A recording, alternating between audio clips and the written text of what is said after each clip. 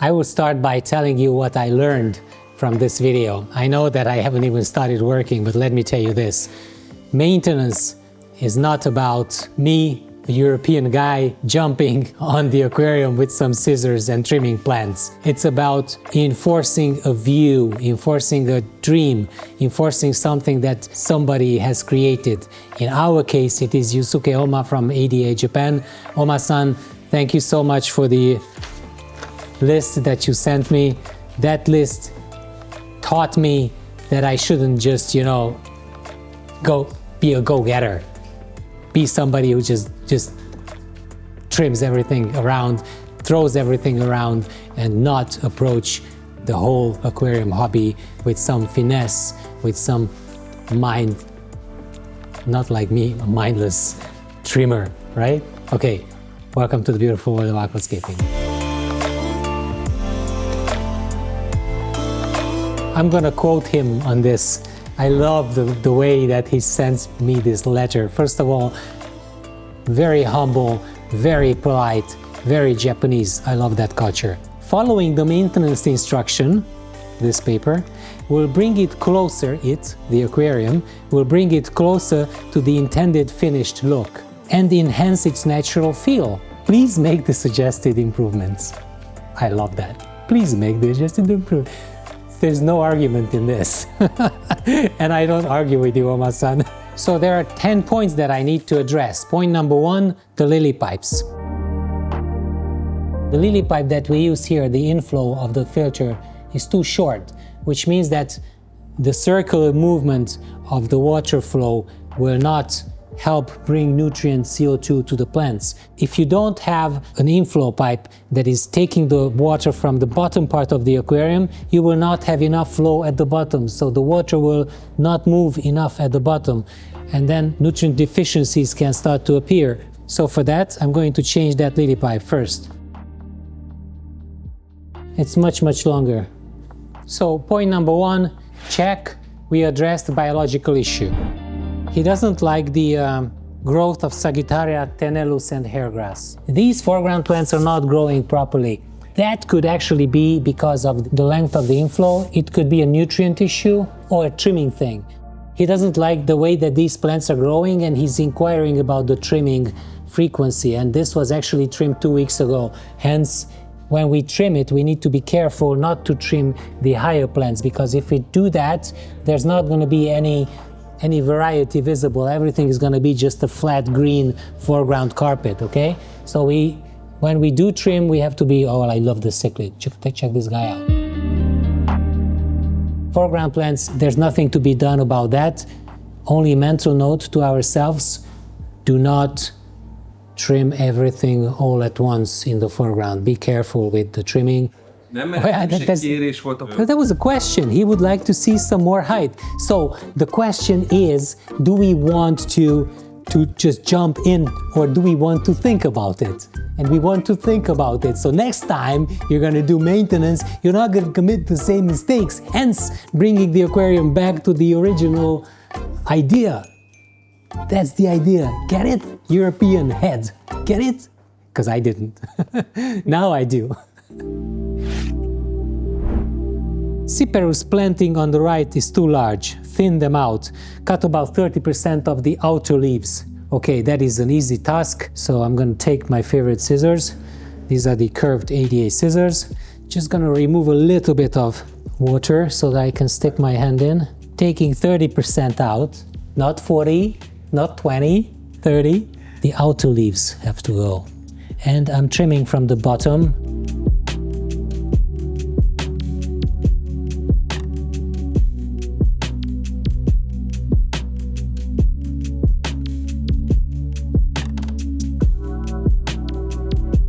I'm going to trim this against the instructions. I'm going off script. I'm going to ask the Otocinclus affinis politely.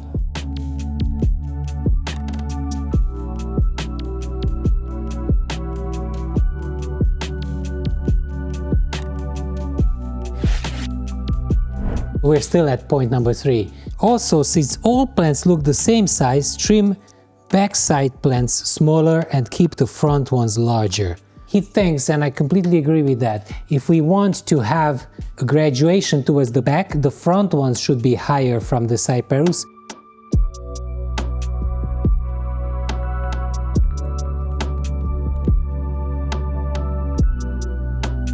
The bottoms of these cyperus are not looking great because you can see how they enter the root structure. So you need to kind of cover, there should be some mid-ground in between the foreground and the cyperus itself. And for that we can use the acicularis or parvula. So I'm going to use the parvula now. And now you guys are going to see how big of an improvement it is when you actually do this mid-ground stuff, and how much better this whole layout will look in a second when I start planting this around it.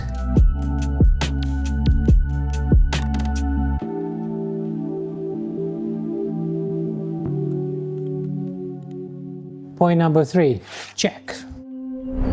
We need to add vivipara to the end, because there in the opening that has been now created a little bit, I don't see enough vivipara. I need to create some space for it, and you cannot just plant something in the middle of all the other plants, so we actually need to make sure that some light is reaching that point. Vivipara is a messy plant, so it can actually just be very fluffy here. There's a rock in the back which is absolutely not visible. What is that doing there? And why was that put there? Oma-san, I'm sorry, but I had to remove that rock. I need space to plant the vivipara. Now we've got space to plant. Vivipara will go there. You have to believe me that there's vivipara in the back now. The thing is that it will create a grassy, patchy effect in the background, something fluffy, something like softer, which will contrast a lot with the strong lines of the Cyperus helferi. So contrast is something that we go for in nature. Point number 4, check. The next problem is that these patches of Riccia has become too big, so we need more of them but smaller ones. So what I'm going to do is remove all of them and retie them.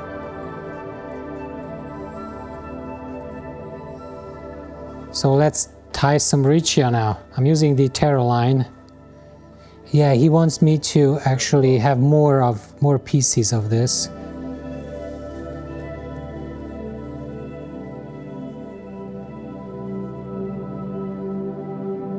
So this guy goes back. It will look like nothing for the beginning. I so love the fact that the Japanese suike creators, layout creators, are not afraid of messy plants like Riccia and Vivipara. Those plants that, you know, when you work with them, they're just sticking to your hand and going everywhere in the aquarium, and they look like messy. But they use that, the characteristic of those plants, the soft material of those plants, to actually add some contrast to the other plants. Last one is set. That is a check for point number 5. Only a few polygonum stems remain on the left side. Please plant polygonum. I'm sorry I cannot plant polygonum, my friend, because we don't have it, because this is something that you brought from Japan. Great honor for us. The polygonum is the red one, but it's not visible. There's one in the back and there's another one behind the ferns. Okay, I could remove it. I take my tweezers. I'm going to plant these two in a more prominent position. We had a couple of stems in the background, hidden behind the Cyperus helferi and other plants in the back, and I had to remove that and to move it a little bit forward. Number 6, check. Moss on the driftwood is growing nicely, but it does not look natural. Let's use a pro brush to partially remove it. Okay, I can do this. I was always wondering, how do they keep the moss look that, like, looking natural on the wood? And now I know, because if you use this brush, actually you could see some of the brown patches when you do that, but also some wood is starting to be visible. And then because I'm not like trimming it, you don't see anything like very unnaturally cut. And also because this was tied on and not glued on, you don't see the remains of the glue. With hand you would probably just hold it and not tear it. With this one you can actually tear it. How really cool this is that After decades in the hobby, I still can learn something from the Japanese masters. So again, if you have a Pro Brush Soft, not a toothbrush, not a metallic brush, exactly this is the perfect tool to actually do maintenance on it. And what you do with it is that you start to brush the moss with it, and then take out the floating pieces with a fishing net, or just suck the water out of the water. And then the whole wood would start to look much more natural, because you're kind of tearing down the moss from the wood instead of just taking chunks of it out and then having empty spots of it. Wow, double wow. This is how moss should look like. Number 7, check. Fern plants are growing too densely. Thin out leaves to allow larger leaves to spread. This is like a fern. I could thin it out a little bit. I'm just trimming the bigger leaves from the ferns and thinning them out. Nothing special. It's not overpowering everything.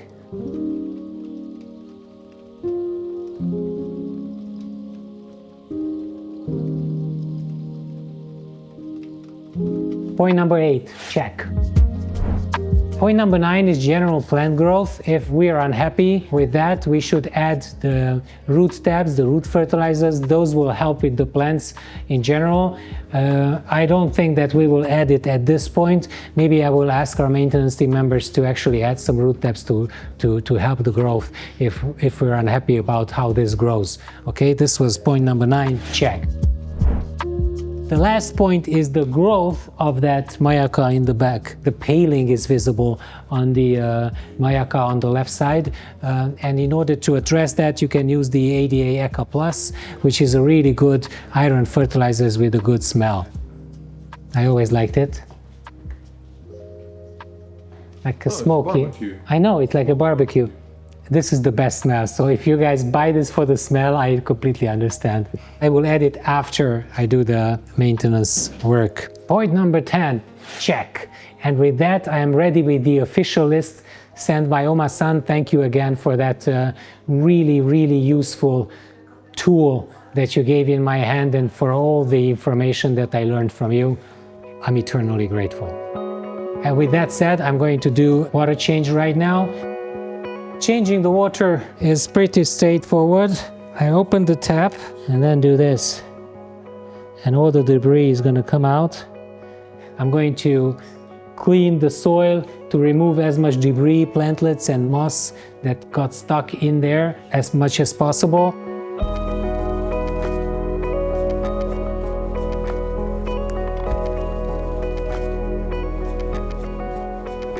I could just, clean further up, remove the remainder of the debris by just moving this along the front.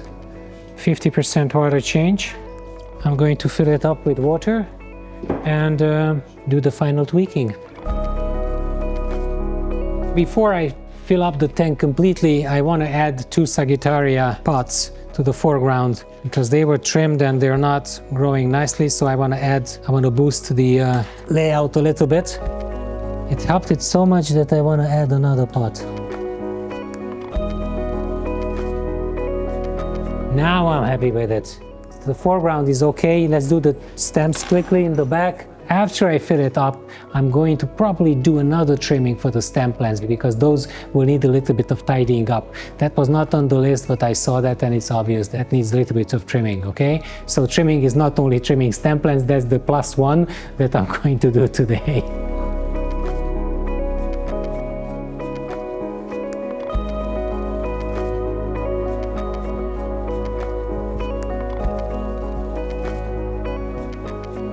Now I have to watch not to overfill the aquarium.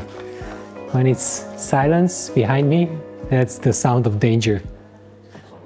Stop. Start the filter. Don't forget that this was not a regular maintenance session, because when you do that, you will have to clean the glass, you will have to clean the lily pipes, you will have to possibly clean the filter. What we did today is only to bring back this layout to the original idea and to actually tweak it to follow the development of this aquarium. And with that said, I will be back in just a second. 4 days for me, 1 second for you, to show you how this whole thing progressed.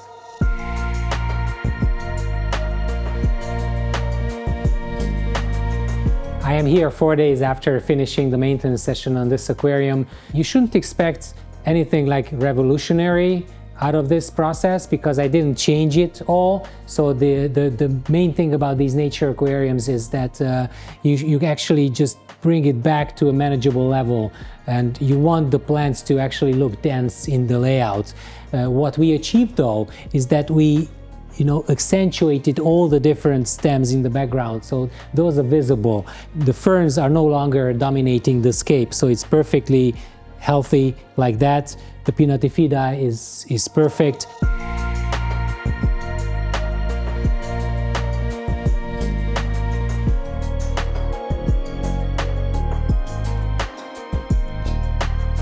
Obviously the tweaks, adding the hair grass next to the Cyperus helferi, that is a great idea. I learned a lot about the usage of plants like that, and also the use of the Pro Brush, the ADA Pro Brush on the mosses. That is something that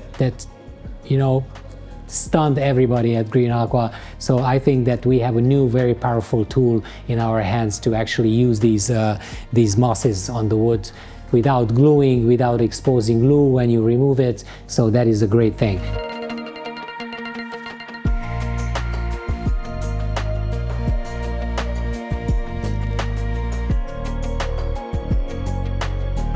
One more thing that I didn't talk about during this video is the fish selection. I really love the way that there are so many different species of fish introduced in this aquarium. There's a lot of detail to look at when you're talking about fish. There's a lot of different colors, different behaviors in the aquarium. So this is also something that I think I'm going to use a lot more in our future builds at Green Aqua here.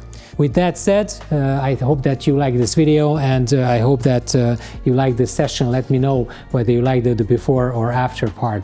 Again, this is not a revolutionary change, but I learned a lot. I hope you did too.